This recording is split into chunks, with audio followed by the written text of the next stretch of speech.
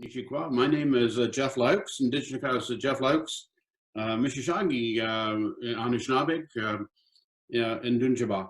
Just by way of introduction, my name is Jeff Laux. I'm going to be your host or facilitator for this morning's webinar. I am Mississauga Anishinabek from the Hiawatha First Nation in near Peterborough, Ontario. My clan is Turtle Clan. I am, as I say, joining this webinar from the Far East, but I would like to make the acknowledgement that we are on the traditional territory of the unceded territories of the Coast Salish people, including the Squamish, Tsleil-Waututh, and Musqueam nations. And although we're all connected virtually, we are, the FNHIC offices are on the traditional Coast Salish territories.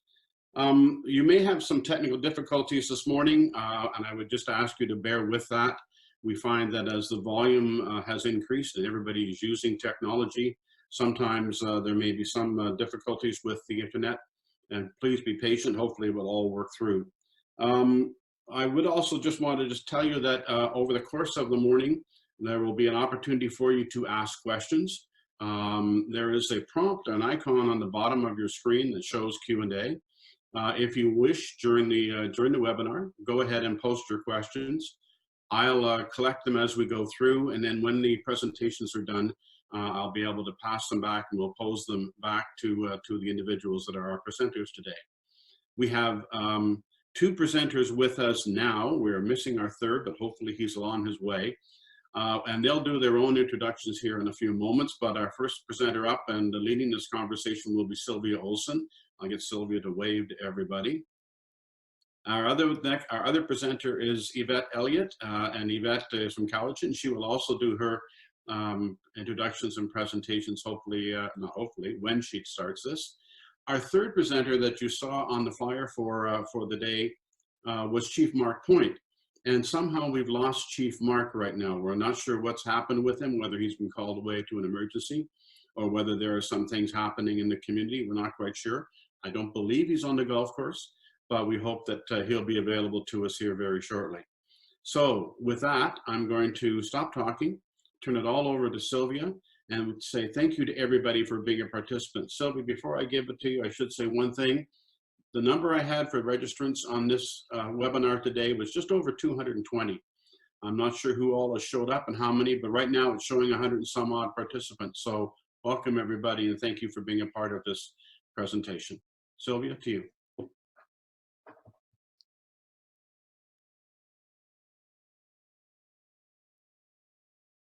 You have to unmute, Sylvia. Good start. Hi, everyone. I'm Sylvia Olsen, and thanks everybody for phoning in and joining us. I am a married-in member of Sartla First Nation. I've been in housing for many decades, and with many hats on with housing. I am joining you all here from Saanich territory, which is just out of Victoria, BC. It's beautiful here.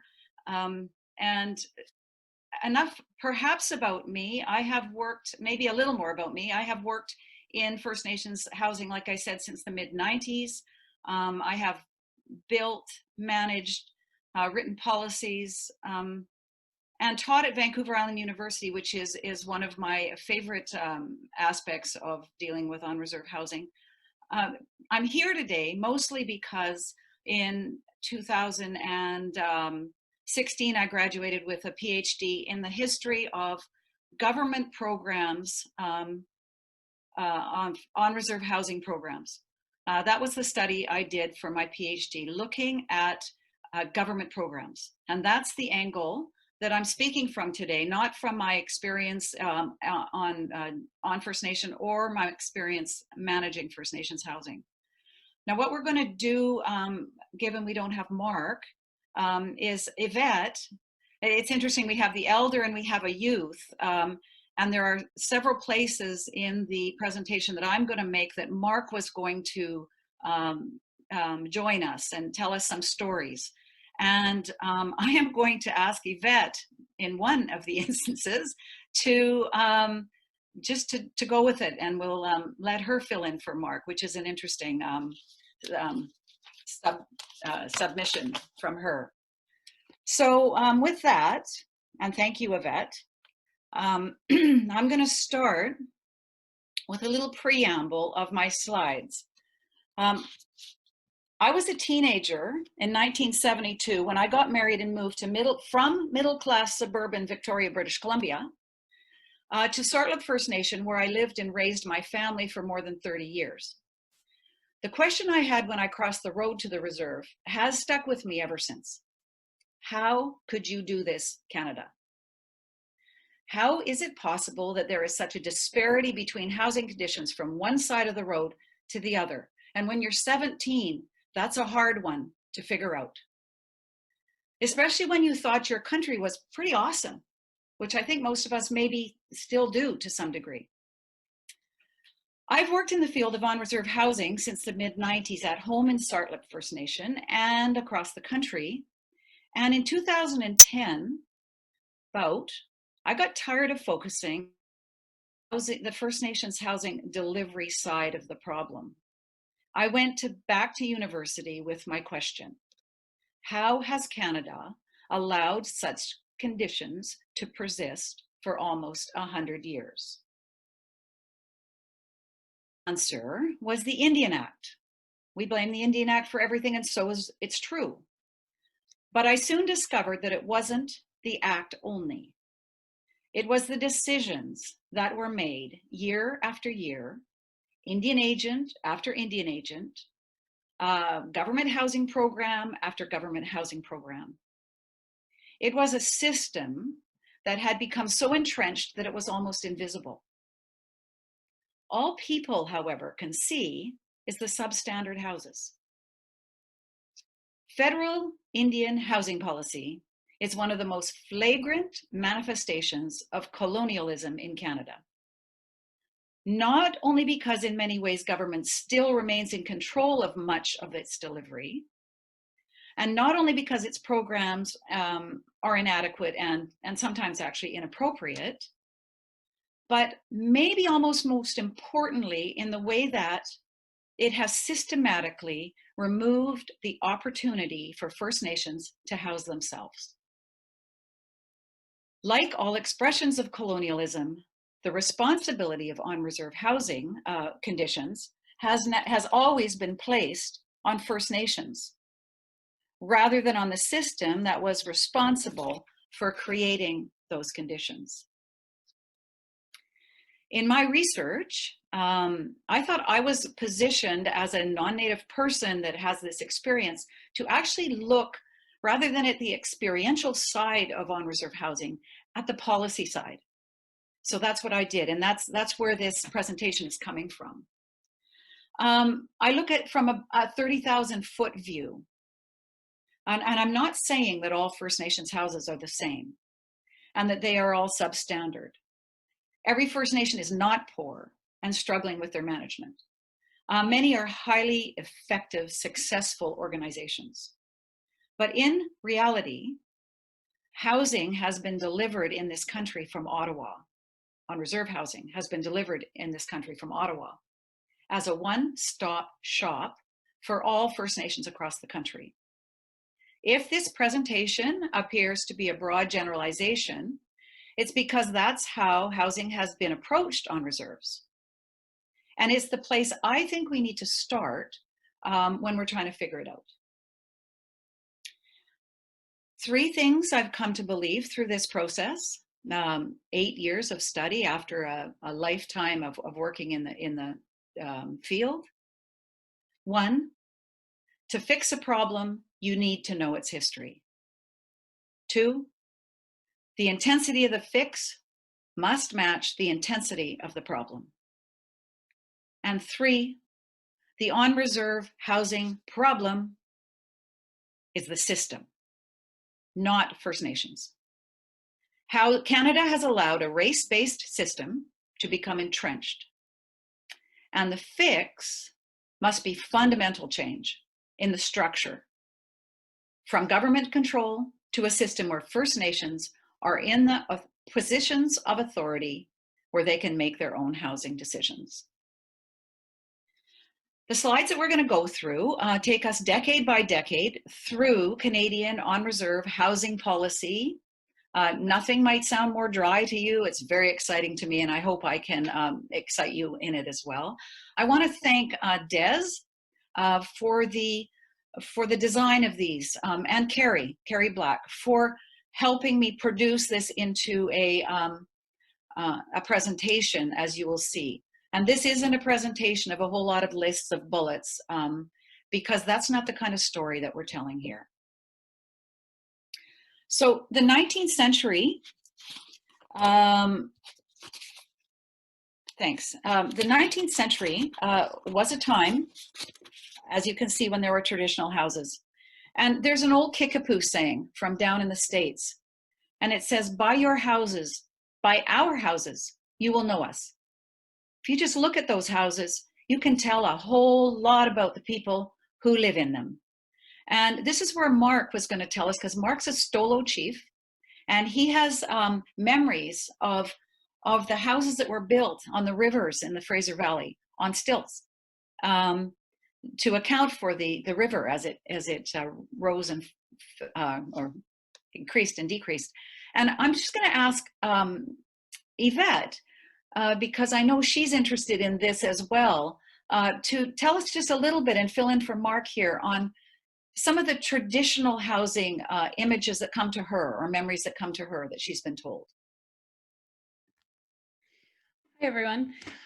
So what I remember from stories and knowledge shared from my aunts and uncles sharing about the homes that my great-grandparents lived in, and it was rather shack-like, near a point, near water, because I'm located on Vancouver Island, so we're a coastal First Nation. And I would say they weren't like a traditional home, which you would see today, because homes today are planted. They're built there, and that's where your home is, where traditionally as people, we used to go around to different places to hunt and gather. And so there'd be times where we'd go to the various sub-islands on Vancouver Island and travel there and have food and harvest, or going up to the Fraser River and catching salmon. And so the housing structures would change, and we'd kind of move with the land depending where the food was. And my aunts and uncles share with me, like, hunting up in the mountains. So we'd go to like Mount Prevost or Mount Swakis and Mount Brenton and go towards those areas to gather food. So a home didn't need to be extravagant with like big furniture and big, you know, structures and lots of things. It was just a place to kind of reside, where like home is on the land, home is out in nature and gathering and those kind of things. And also the big communal homes and villages were like, they were called like maybe winter homes, where we'd all be in a longhouse gathered around a fire and be together to support and care for one another. So there was a lot of fluidity within what a home was. I think, you know, home was rather a different concept than what we would see today. Thanks, Eyvette. That's awesome. And we are going to go through how the Cowichan and Sartlet people, the Saanich people, moved from that into these located places with houses that were the only houses. So in the early 20th century, there was a widespread adaptation to Western style houses. At this time, there was no government housing policy, either on or off reserve. What a housing assistance there was for people on reserves took the form of stacks of building materials determined by the Indian agent. So that's kind of how it got started here in the 20th century. Local materials, however, by the 1920s were getting scarce for peoples that are now located in one place. And not only scarce, but were actively being withheld from First Nations. So at this time, First Nations were having to depend on cash, the cash economy, to buy materials to build their houses. So it was becoming increasingly difficult. Government at this time, it's important to remember, believed that reserves were going to disappear as the population of First Nations, they imagined, was going to decrease. So they imagined that their housing assistance was simply a temporary fix. So keep your eye on the slides as we go through them on the upper right corner, because the First Nations population plays an important role and is in fact a whole story of its own. So the 1930s, there was a housing crisis, both on reserve, for the reasons I just mentioned, and off the reserve. As you can see, we have the Depression, etc.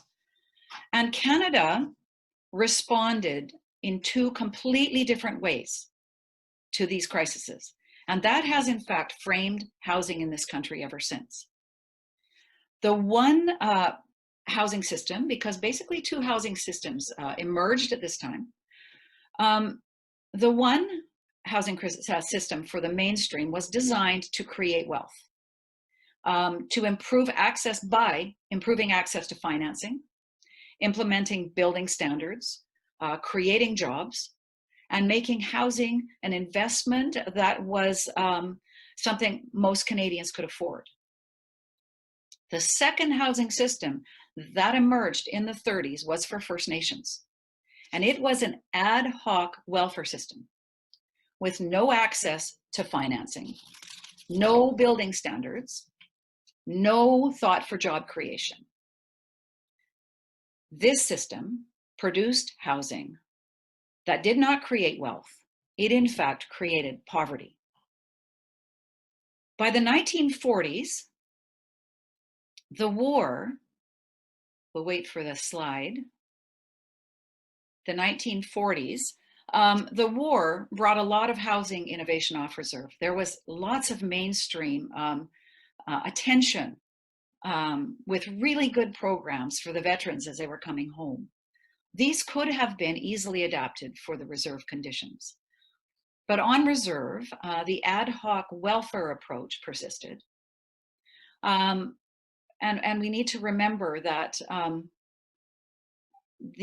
this ad hoc welfare system that you think, okay, well, it was funded by government money, was largely funded by First Nations accounts. They were called their band capital accounts. And this was where money, if they sold land, it went into this account. If it sold resources, it went into this account. And at this time, the welfare program was largely funded by these accounts. But by the 1940s, these accounts were running dry for lots of First Nations across the country. So this is something that comes up when you're a researcher and you're looking at the records and you're seeing these stories of these accounts, what they're used for, and in the 40s, them running dry. And one of them that comes to mind is a story of a Nanoose. A Nanoose is mid-island, just north of Eyvette, on Vancouver Island, a little community, and it was at that time a very small community that was desperately in need of housing. And as were most communities at that time, desperately in need of housing. And the Indian agent, there's no more money in your band capital account, but we could sell a piece of your waterfront to a developer. And with that money, we could build the houses that you need. And with that, the Indian agent persuaded the First Nations, the desperate First Nations, that that was something that should happen. And he sold the land, and the Indian agent managed that, the money from the sale of that land, to build, I think it was 10 to 12 houses for the Nanoose. But the side story of this is that the government records were all saying that the Indian agents knew that the houses that were built in First Nations at that time lasted between 8 to 10 years. And I just want to stop for a second to think about that. Think about selling your incredibly beautiful waterfront property for houses that are not even going to house your people well for 8 to 10 years, but at the most for 8 to 10 years. I think it was this kind of decision, these kind of decisions that were happening all over the place, that motivated Jules Suey, as you can see on the screen. And he was this amazing Wendake activist from Quebec who said, enough now. No more decisions about Indians without Indians. By the 1950s, the department was becoming aware that it needed to find a different way to deal with housing. The first comprehensive report that I could find came out of BC. It was the Hawthorne report. And it was a damning report on the conditions of housing on reserves. And as I said, the banned capital account funding wasn't working for very well anymore. So what we see as the first real national housing policy, which was called the Welfare Housing Program. The fix that this policy brought was build more houses. We need more houses. The population is increasing out of anybody's imagination, out of the reaches of anybody's imagination. More houses, but not with more money. So the houses became even more tiny insulated shacks, 300 to 400 square feet, to house families with 6 to 10 children, sometimes 2 families, and in Canadian weather.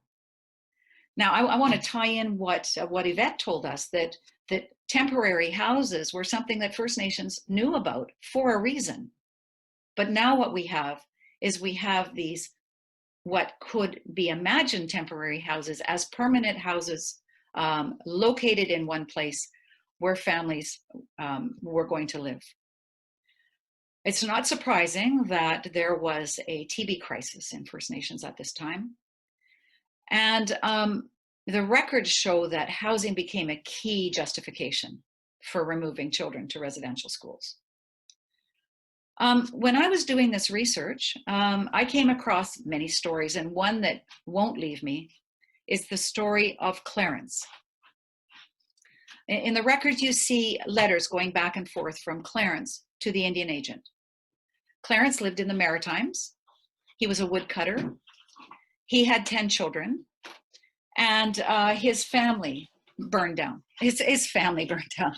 I just got interrupted. His house burned down. And Clarence said to the Indian agent, I'm going to take my family, I have to, and get them to live out in the bush. After a number of pleading letters back and forth from Clarence, the story went dead. I couldn't see what happened. And I found it again in the child welfare stacks. Clarence's wife and oldest daughter had been sent to the TB hospital. The rest of his children had been sent to residential school. So some of us online might say, well, whatever, why didn't he go off reserve and rent someplace? And to that, it comes to mind for me, and to that it's like, and who rents to a family of 12? And in the Maritimes, in the 50s, in the incredibly racist environment, the answer is nobody. Clarence was told by the people that had his children, you can get them back if you get a proper house for them to live in. So I can't tell the story of Clarence without needing to take a moment, and maybe we all need a moment, to think of Clarence's incredible frustration, his incredible sadness at the place he was trapped. Now, I have heard that it is amazing that Mark is now back on side, which is awesome, because Mark is going to help us get through and tell us some of the things Mark knows about the 1960s. So we're going into the 1960s now, and very quickly, in fact, almost from the start, the 50s welfare program did not improve housing on reserves. In fact, it didn't deal with any of the issues at all. In the 1960s, the department regrouped and implemented what has come to be known as the 60s subsidy program. They wanted to formalize housing expenditures. They wanted to control the expenditures. Housing also at this time had become such a point of conflict that it was one of the reasons that the department withdrew Indian agents and replaced them with band managers.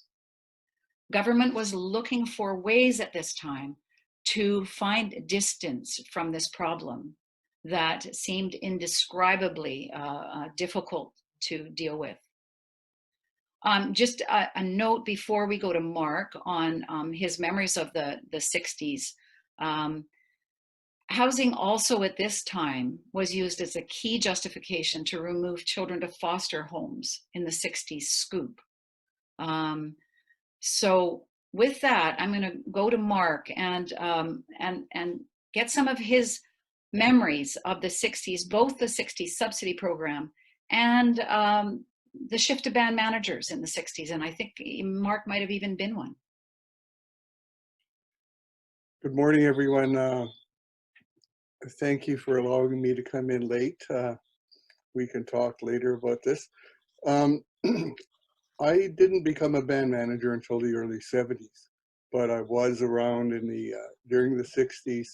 And during those times, it was a very difficult shift for our people who were pulling away their kids from wanting to, allowing them to attend residential school.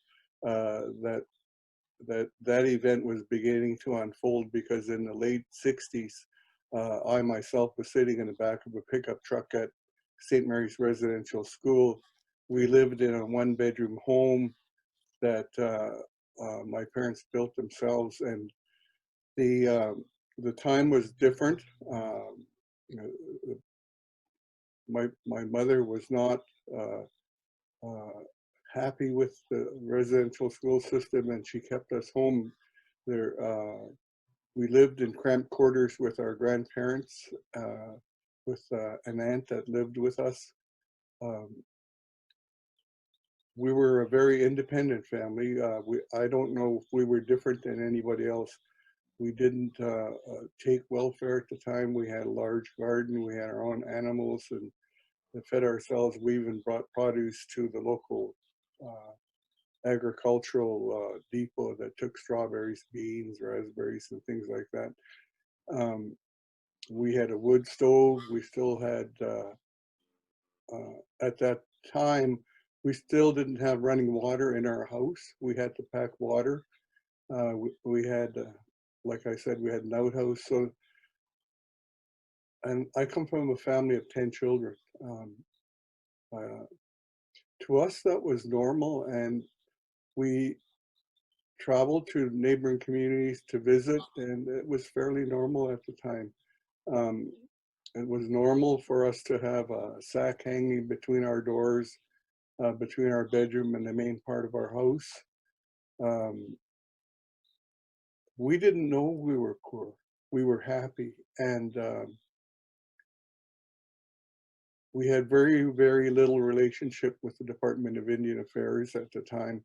My mother didn't trust them. She didn't want them to come and take us away and put us in residential school. We fixed our own home, but that wasn't the case for many, many people. I can recall being in one of my uncle's homes in a neighboring community, and it was a 2-room house still. It had no siding on it. It had, like our house, we didn't have running water. We had outhouse was the norm. And we were at a state of accepting and living with the conditions we were forced to live with. And it was just at the end of the 60s that our leadership at the time began saying that we need to take control of our own destiny. The federal government at the time was came out with a document called the White Paper Policy, and what it was going to do was take all of us as Native people across Canada and melt us into mainstream society. It was fortunate that our leadership at the time, they created the homemakers existed, the BC homemakers existed before the Union of BC Indian Chiefs, but out of that whole movement came our first major political movement in BC called the Union of BC Indian Chiefs, who opposed that. And housing was a major, major issue that the BC homemakers and the Union of Chiefs used as a reason why we need to begin taking control of our own destiny, because basically, according to today's standards, we barely lived in slums.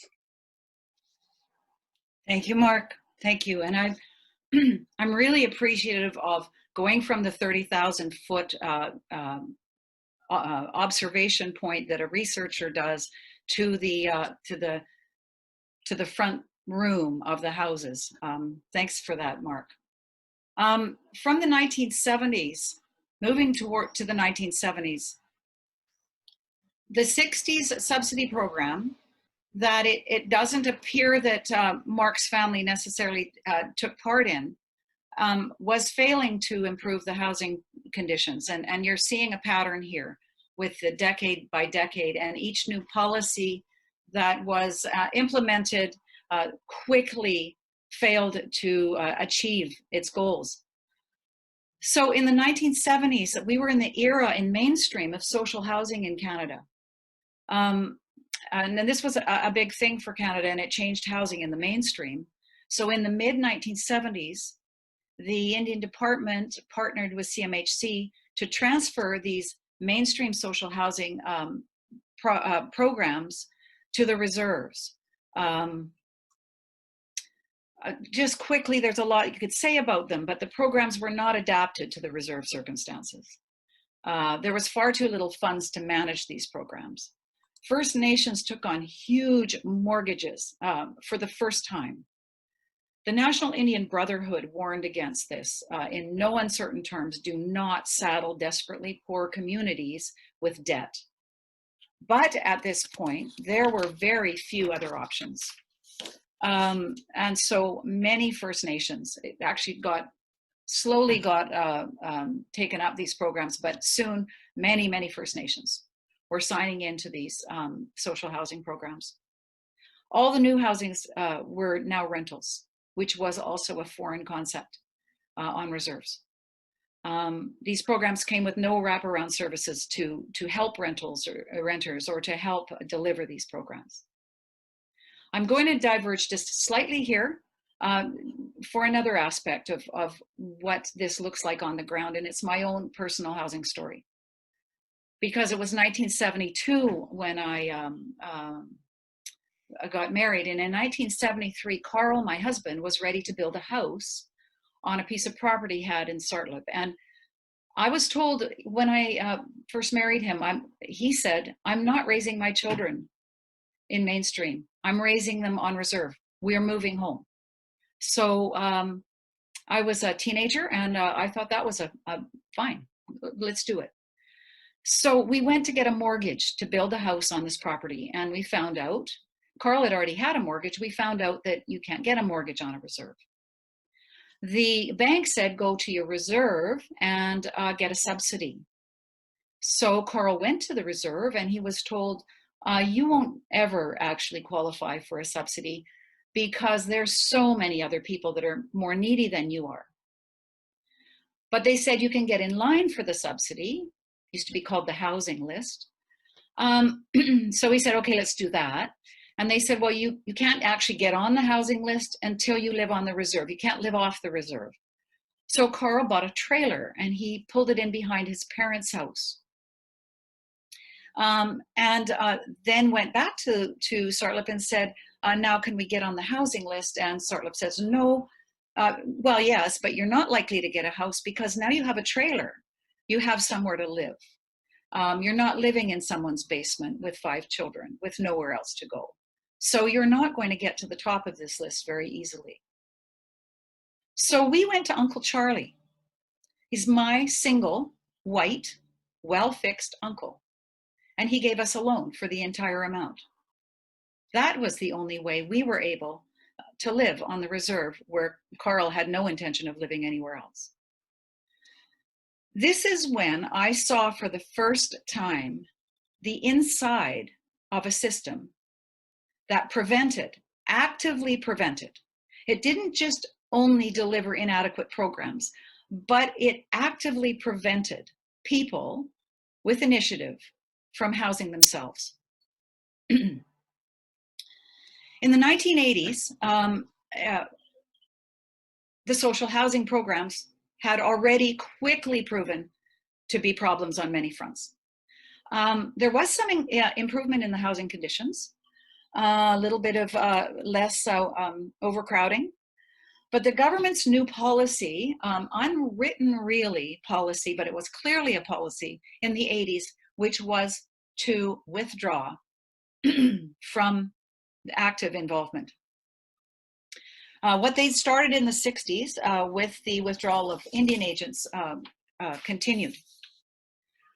When you're reading the record, it's really easy to see a change in government narrative from being responsible for housing to providing funding for housing. I call this the quiet devolution, because unlike the transfer or devolution of housing programs to the province or municipalities at that time, this shift that was taking place in the 80s on reserves, there were no formal transfers. There were no negotiations, serious negotiations. There were no agreements. There was no funding exchange. It was a fairly quiet retraction, leaving the housing problem that had been designed and delivered by government to the First Nations. By the 1990s, really sadly and unfortunately, the National Indian Brotherhood, which was by now the Assembly of First Nations, had been proven to be correct. Housing programs were bankrupting First Nations. The debt was extreme. The new 1996 housing policy pushed the government agenda of First Nations responsibility. So the new targeted funding that came in the 1990s was focused on writing housing policy, improving management practices, so First Nations could deliver government programs more effectively. You might be frustrated by my story by now. I was, and researching it, I was really frustrated. I was looking for resistance. I heard the voices of the National Indian Brotherhood and the chiefs, like Mark was saying, that were saying, we need to take control of our own destiny. I heard the voices of the Jewel Suis of the world that says, we don't want you to make these decisions for us anymore. I also saw my own First Nation, the chiefs would regularly go to the department and argue for answers, but there was no collective observable resistance. And I thought, with such a situation, there must be resistance. But what I did see everywhere, I found resistance to the system in the people that lived in the houses and in their relationship to their home. People were not going to pay for something they didn't ask for. People resented paying for something and services that were far beneath anything other Canadians could acquire. Houses were seen, I believe, as expressions of colonialism. And why not? They were expressions of colonialism. And many occupants of those houses acted out against the house itself. In the 2000s, the social housing programs were having lots of troubles. They had some successes too, I'm not saying that, but they had lots of troubles. The new policy looked at it and said, you know, it might be the rental side of this thing because the rents were so much of a problem. And maybe what's missing here is the home ownership idea, which had been interrupted in First Nations. So CMHC and the Indian Department partnered again to create the First Nations Market Housing Fund. The new policy focused really heavily in the home ownership area. Banks began to offer lending tools at this time that were previously unavailable. So there was some fundamental changes taking place in the 2000s. Unfortunately, on reserves, we were getting bit by the previous substandard building practices, by the absence of building codes, by the resistance to the houses themselves, as I described. And we were suffering from an extreme mold crisis. Why I say unfortunately, because government policy and funding and programs focused heavily on just trying to remediate this backstory, as it were, rather than moving forward on something more forward thinking. But at this time, the environment was changing hugely in First Nations.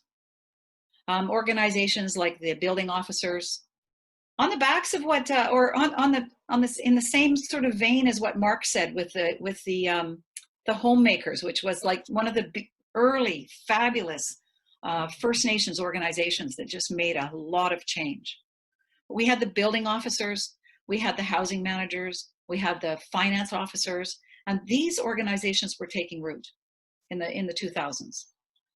And I can't say enough that we had a generation coming up in the 2000s of the most incredibly savvy on-reserve housing managers. And they were grappling with the housing chaos in their First Nations, and they were making fundamental change. Not system change, but fundamental change in the delivery.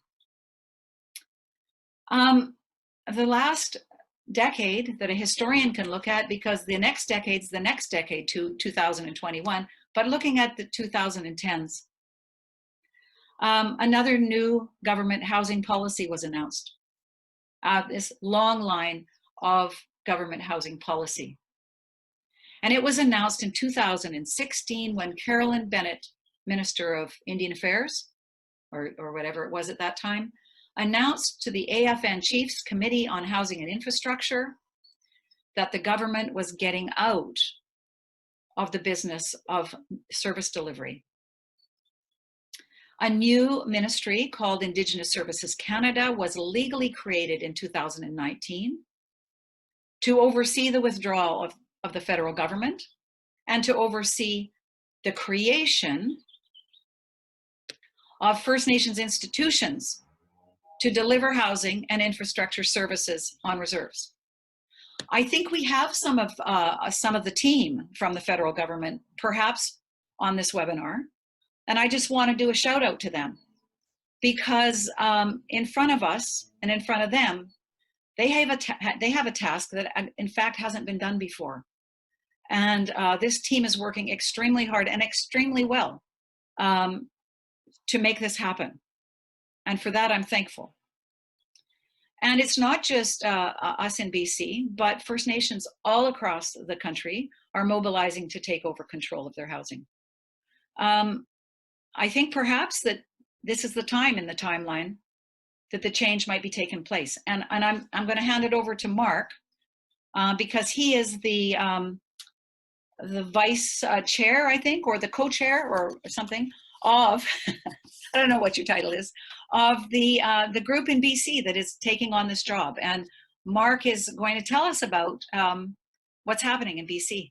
Thanks, Mark. Thank you, Sylvia. And I'm sitting back, and one of the things I always have ended up doing is thinking and listening. And you know, you described to us the revolution really that's taking place in housing, and I look at the population of our people as a whole, and the work that's been done has been done around the edges of the major part of our population, and we're pulling, dragging, coercing our people to move with us. And I've always said we only can move as fast as our slowest members can move. And we're moving towards what we call self-government. And self-government started when they introduced the white paper policy. The movement itself is very, very difficult to get a foothold in with our people, because our people were trained in leadership from a system where they were born into leadership, trained from birth until the time that the people trusted them and put them in place, and the people stood with them and behind them. But we transitioned very quickly to a sense of leadership where the first leaders were appointed by the federal government, by Indian agents. And the major shift that took place was the people weren't a part of that decision. And leaders had to learn how to lead. Leaders, we didn't always get the best people who led. The person who could write or agree with the Indian agent sometimes became the leader. And we still have remnants of that movement existing today out in the communities. And communities don't basically trust government yet. And governments of all kinds, federal government, provincial government, municipal government, First Nations governments, the common member in the community tells us, we don't know what you guys are doing with our money. We don't know why things are going the way we are. There's very little consultation that takes place about major decisions that get made. Everybody else gets things but us. So that the barrier that we must break through is gaining the trust of our people, gaining, giving our people continued encouragement to use their voice, and molding and developing a kind of a platform that will take 100 years of mismanagement that Sylvia describes and turn it into something that the people and community can take over and begin working on and moving towards meeting the needs of their housing and infrastructure and community, because both of them go hand in hand. And it's a very, very difficult process to undertake, to encourage our people, to teach our people, to educate our people, and to find the kind of people who will work with our people to build that basic foundation that we need. And it's all a part of the bigger process called nation building. So I'm going to stop there, Sylvia. Thank you. Thank you. And it's folks like Mark that are doing this work. So I think we're in really good hands in BC. Timing, of course, we're pushing it along here because that's how these things are. We have two parts of the last two parts of this presentation are the possibilities. Mark just talked about the possibility of the transfer to First Nations. We have two visionaries we're going to come on. Eyvette, to talk about the possibilities for housing looking forward. And then we're going to have a video from Adam Olsen, which we may, which will actually be there for you to watch when this is over. So let's go to Eyvette, and Eyvette, let us know what you have in mind, just briefly about housing going forward for you. Hi, so as previously mentioned, my name is Eyvette Elliott. I'm from the Cowichan Valley, or Cowichan tribes.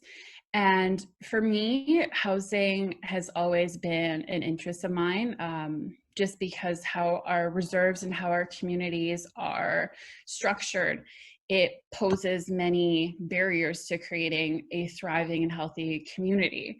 And I think inevitably over time, as resilient First Nations people, we've learned to really adapt to the different changes throughout history. And I guess an aspiration is to continue carrying that forward. But in order to achieve that, I think it's recognizing that housing is, of course, a structure, but I believe that housing also ties in many different things. And I think it's a big emphasis of how we connect with our land and how we learn the stories and the histories and the teachings and the traditions of the land is important, because that's kind of central to our being, because although the housing structures were inadequate and not appropriate, we still built our communities and thrived. It's our ties to our family. It's the ties to, you know, cooking in the kitchen, you know, being with our cousins and being with our nieces and nephews. That's a home, that's family, that's community. And moving forward, we need to recognize that those are important things, because as we still see, homelessness and addictions are still an issue, and we give them structures, but it doesn't really sustain in the long run. Homes get run down. So I believe, of course, in a housing first approach, but we also need to really recognize that people need to feel connected to their culture, connected to their community. And when we move forward, like, the one thing that I really dislike is mimicking the Indian Act, mimicking previous government structures. I think those are lessons learned, but we really need to realize and figure out how to move forward in a holistic way, recognizing and of course holding those teachings of the past, but using the present day tools, and really think about, okay, how are we going to serve the next 7 generations? How are we going to ensure that our youth and our future children are sustained with this land? And I believe it's interesting times now, because we have our jurisdictions more recognized. We're giving more control over how we govern ourselves. And I believe that's exciting and empowering. And I really hope that our voice gets stronger, because we definitely have the knowledge, the lessons learned. And with that comes a healthier, happier, and more culturally appropriate future. And so that's sort of my aspiration, and my big interest in land is ensuring that our communities are structured in a way where everyone thrives, everyone has access to appropriate services, amenities, and those sorts of things. Thank you, Eyvette, for sharing that with us. And thank you, Eyvette, for encouraging some of us from the earlier generation who gets really encouraged when you hear the Eyvettes, and there's lots of Eyvettes out there, that are going to take this thing to a whole new level, a whole different level than where we have come from. Fabulous, thanks. What we were going to do right now is do a short clip of a video from Adam on flexibility and agility and ability on reserve to build and to do some things that are pretty cool. We're not going to put that on. We're going to put that up on our website, so you'll be able to see that in its entirety. So Jeff, I'm going to pass this over to you with a few minutes, however many minutes this patient audience will give us for questions that they might want to ask. Thanks, Sylvia. There have been some questions asked during the process, but more just around the big question about being able to share this presentation and people being able to receive it. And to everyone who is asking that particular question, yes, it's recorded and it will be posted on the website.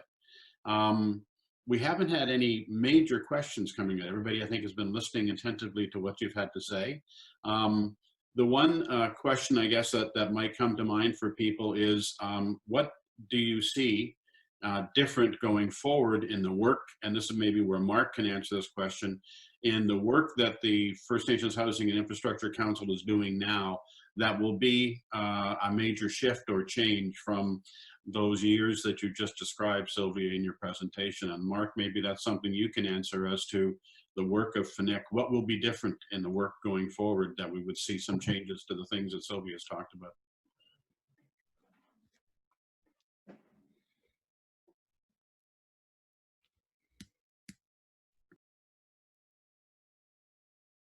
Unmute yours, yeah. You need to unmute, Mark. Thank you, Jeff. It's a very simple sentence. It's not us without us. And our people have to be pulled through that threshold of belief that we are now responsible for our future ourselves. And that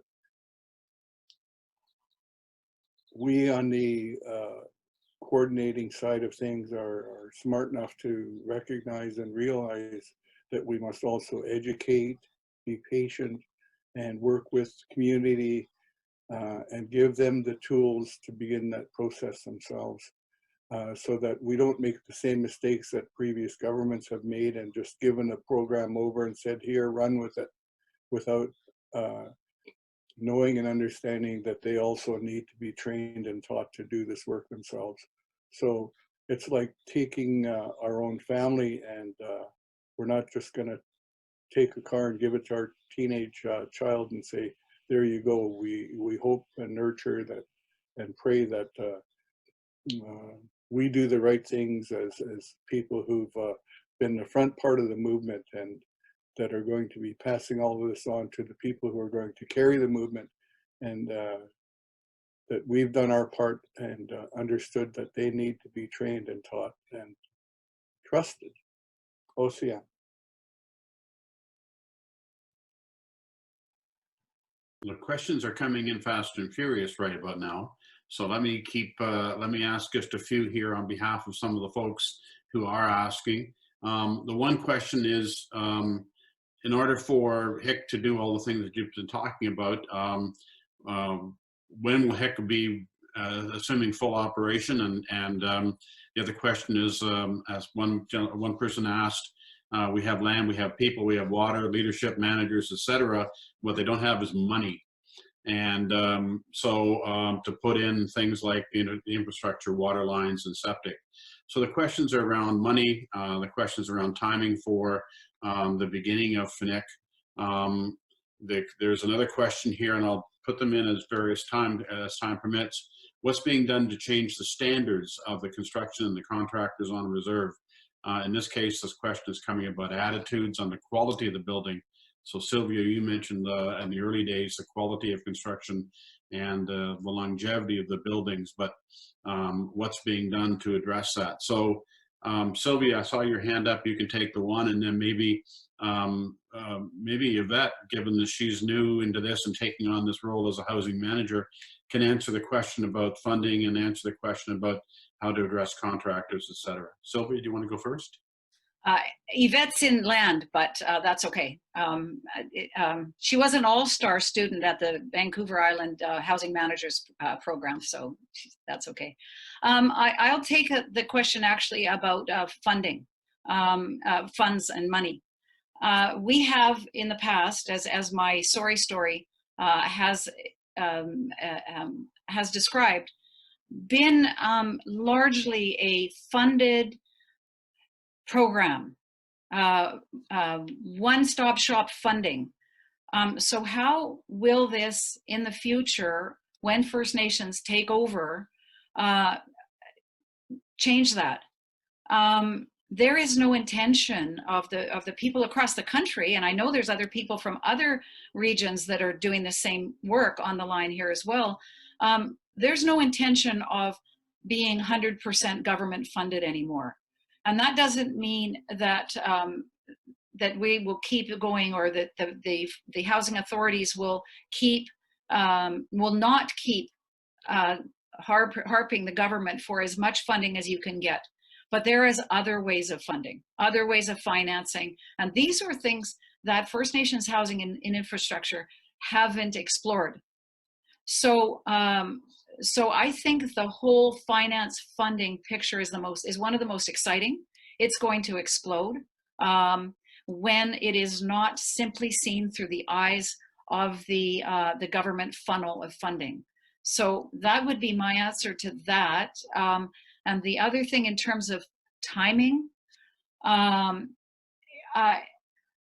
time, a couple of years. Some people, when we did a survey of First Nations across the province, and we said, do you want this to take place in a hurry, or do you want it to be phased in slowly? And it was 50-50. These things take the time they take. Hurrying them isn't useful. Waiting too long is not useful either. So hopefully in BC, and Mark's looking here, maybe he's going to jump in, but what do you think? Maybe in a couple of years, we will see some real, like wheels turning? Mark, do you think?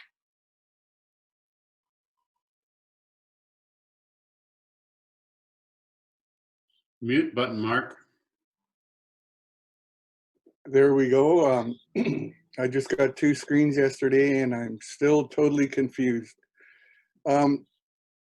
Sylvia, I just really looked at all of the questions, and I really am encouraged by the questions that are being asked, because that tells me that we're in the full mode for looking at housing and how it's going to move across.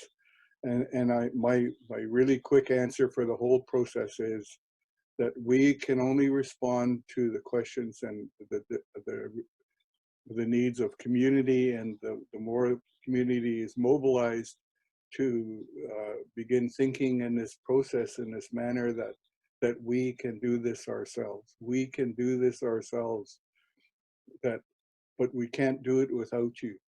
And in our instance, in our community, we've been very successful. We have a very good housing manager. We use a process called A-to-A leasing, where we sit with one of the banks, and we create a lease through the bank. We lease the land back to ourselves, and then we borrow on that lease. And that's one concept. And there are many different ways that our people infiltrate the banking system. That doesn't mean we abuse the system, but it means that we understand the system better and take the system and use it. We take our resources, like what other people do, and borrow money off those resources to meet our needs in community. And we do what other people have to do to get the housing that they need. So it's a very huge responsibility. It's a huge task to understand. It's a huge task to undertake. And it's very scary when you put your own property on the line and borrow against it. So, and if we want to solve one of our biggest needs, and that's the needs of how many homes that we need in our communities, we have to get creative with what we claim as our resources, and begin using that as a foundation to begin meeting the needs that we have. And I repeat, housing and infrastructure, because infrastructure is bigger than housing. Thank you, Mark. It's 5 minutes past the hour by my clock, and I'm concerned that we're over our time, and some of the folks will be leaving.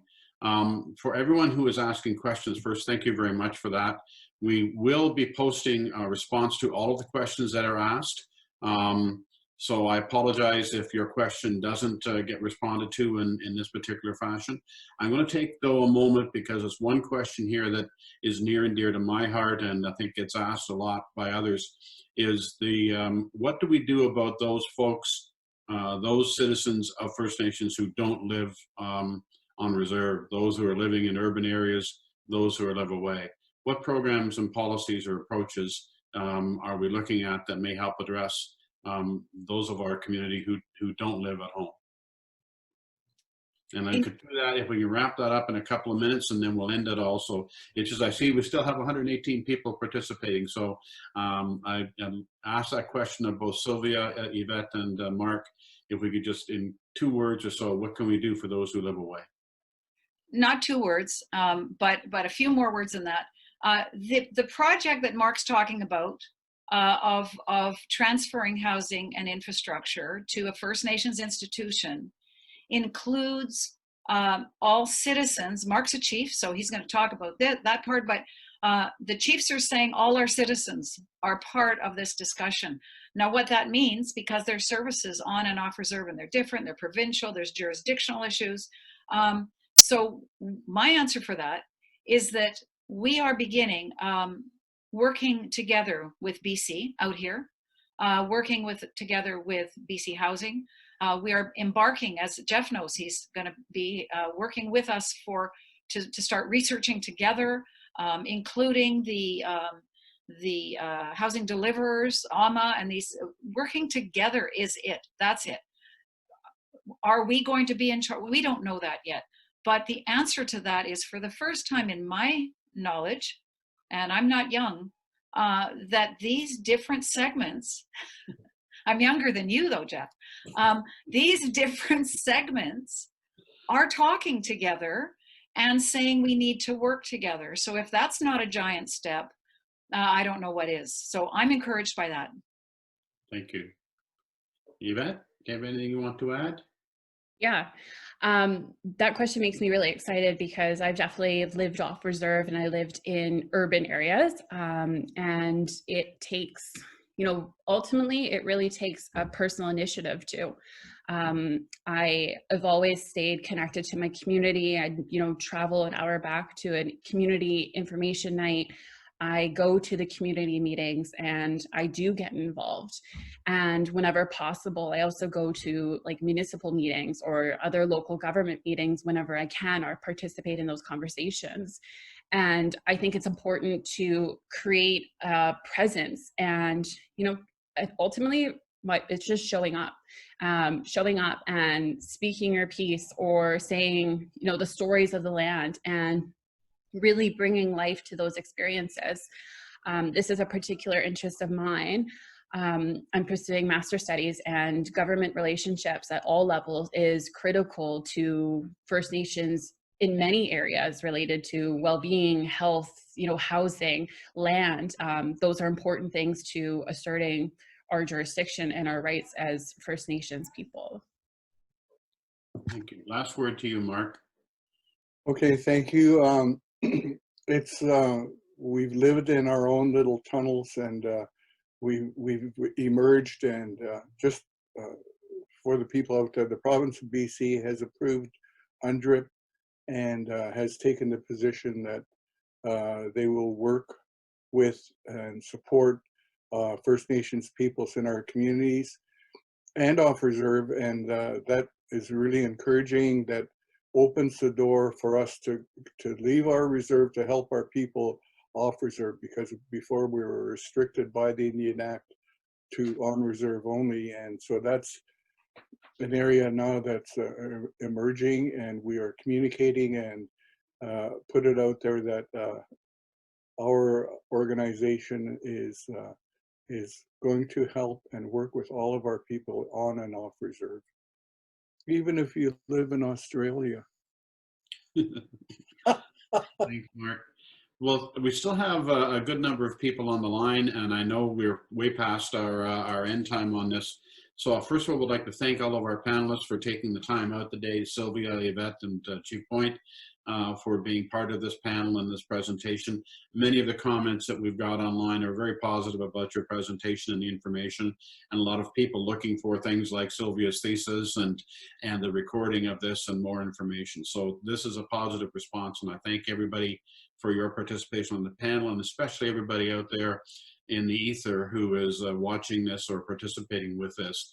We still have over 113 people on the line, so while I have you on the line, I just wanted to close with a couple of things. These webinars are part of a reinvigorated engagement strategy with First Nations on the part of FNHIC, on the part of the First Nations Housing and Infrastructure Council. And the strategy has a number of components, is launched as we speak. And so what I would encourage you to do is keep checking back with the website, look at various things, or look for various things that will be planned in the future. And there'll be updates on the website about this. This is number 2 in the series of webinars that we have planned to do. We hope to be able to do more as we go forward, so stay tuned for that. There will be others that are being prepared as we speak. The last thing for me is that at the beginning of this session, when you signed on, I think you might have seen the poll that had been posted. We need your feedback. We need to know what it is you like about these, what you miss about these, what you want covered in these, and we'd like to get your feedback because we need that to help keep these in line with what it is you're interested in hearing and seeing. So please complete that poll if you would. The program is recorded, so those folks who are wanting to know if they could see this or share this, if you go to the website, you will be able to find it, and you'll be able to share this, or at least direct other people to it to be a part of the event. So with that, the poll is back up at the on my screen anyways. I'm hoping it's on yours too. If you would please, for those who are still with us, take a few moments, complete that poll. I'm not sure how long it will stay alive, but I'm hopeful the next 5 or 10 minutes give you a chance to complete it. And then we'll see you again here. Our next date hasn't been confirmed, but we'll let you know when that will happen.